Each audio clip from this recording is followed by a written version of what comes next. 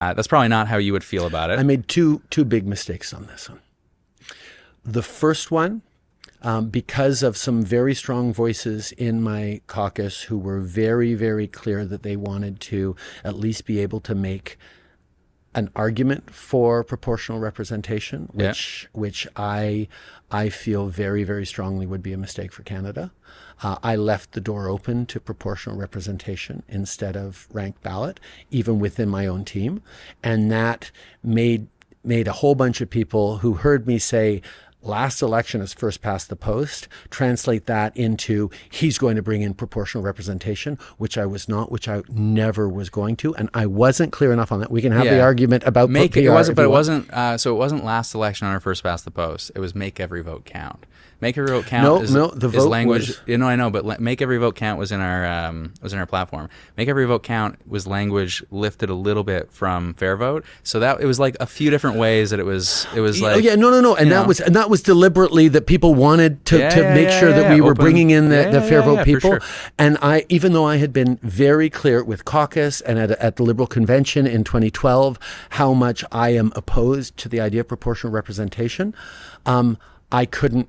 It was something that I had to leave a little bit of a door open to, and unfortunately, because of that, it got further. And when people realized that no, I was not going to let move forward. Yeah, if you were never going to go there from the get-go, I could have been clearer on that, because we could talk about why I think proportional representation is dangerous for the country, and it doesn't have to do as much with sort of augmenting fringe voices, although that is one of the arguments that I think is interesting.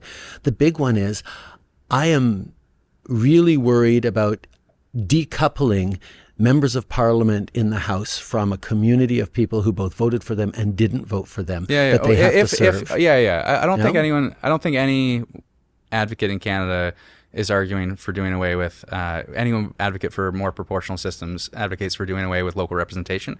But then you also give people who got elected because they were on a party list, and you have MPs who owe their existence as MPs to a political party as opposed to specific Canadians. So anyway, but you can do open list, but I said two things. I said two things on that. What's the second one? The first one was I wasn't clear enough that I have real deep concerns.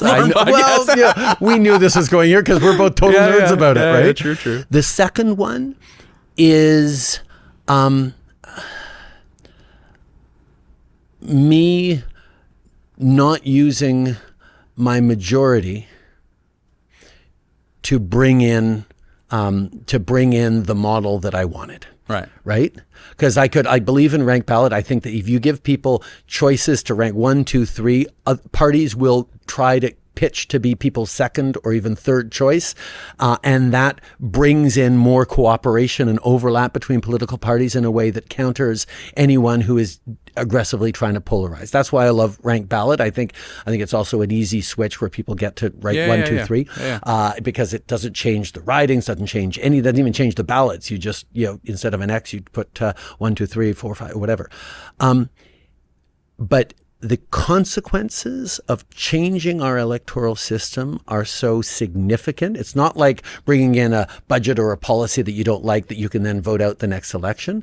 When you change the way people are elected, it becomes really hard to change it, because by definition, whoever won under that new system likes that system a lot. Yeah. And that idea of needing consensus across and not having it was why I chose to say, okay, I'm not going to risk an irreversible change just to fulfill a promise I made to change this. And it was a difficult day for you. It was a gut-wrenching day for me to decide that I couldn't move forward on something that might hurt Canada in the long term and be irreversible without having a broader level of support in the House. Without turning it into a proper debate on electoral reform, I think there are probably a few paths to have